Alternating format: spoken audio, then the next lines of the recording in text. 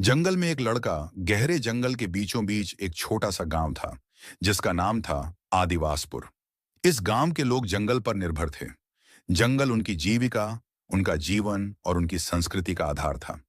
इसी गांव में एक नटखट और साहसी लड़का रहता था जिसका नाम अर्जुन था। अर्जुन की उम्र मुश्किल से 14 साल थी, लेकिन उसकी आंखों में जिज्ञासा और दिल में साहस कूट कूट कर भरा था। अर्जुन को जंगल से बहुत लगाव था। वह रोज सुबह अपनी झोली में कुछ खाना और एक लकड़ी का तीर धनुष लेकर जंगल की ओर निकल जाता। जंगल उसके लिए केवल पेड़ पौधों और जानवरों का घर नहीं था। वह उसे एक रहस्यमयी दुनिया लगता था, जहां हर दिन नया रोमांच छुपा होता।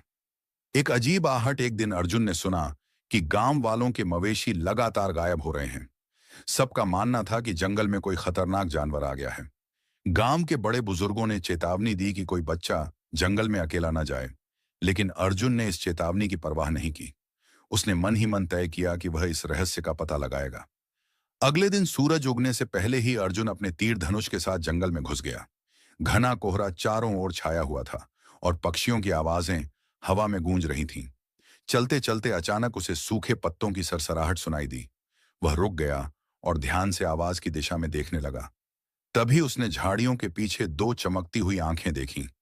दोस्ती का आरंभ। डरते डरते अर्जुन ने अपनी तीर धनुष संभाला, लेकिन तभी झाड़ियों से एक छोटा सा घायल भेड़िया बाहर निकला। भेड़िए का एक पैर खून से लथपथ था।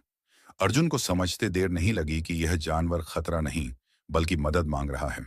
उसने हिम्मत जुटाई और भेड़िए के पास गया।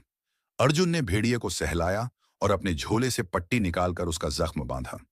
भेड़िया शुरुआत में डरा हुआ था, लेकिन धीरे धीरे अर्जुन पर भरोसा करने लगा। उसने भेड़िए को खाना दिया और भेड़िया चुपचाप उसका साथ देने लगा। अर्जुन ने उसका नाम सूरा रखा। रहस्य से पर्दा। अर्जुन और सूरा धीरे धीरे जंगल की गहराई में जाते रहे।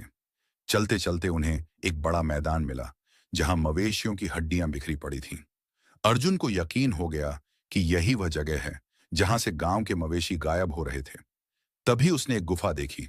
गुफा के अंदर जाने पर अर्जुन ने देखा कि वहां एक बड़ा बाघ आराम कर रहा था। वह समझ गया कि बाघ ही मवेशियों का शिकार कर रहा था। अर्जुन ने धीरे से गुफा के बाहर आकर सूरा को इशारा किया। दोनों ने मिलकर एक योजना बनाई। साहस और चतुराई। अर्जुन ने गुफा के बाहर एक जाल बिछाया और बाघ को बाहर निकालने के लिए जोर से आवाज लगाई। बाघ गुस्से में दहाड़ता हुआ बाहर आया और जाल में फंस गया।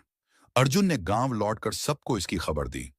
गांव वाले अर्जुन की बहादुरी देखकर दंग रह गए। उन्होंने बाघ को जंगल के दूर दराज इलाके में छोड़ने का फैसला किया ताकि वह दोबारा गांव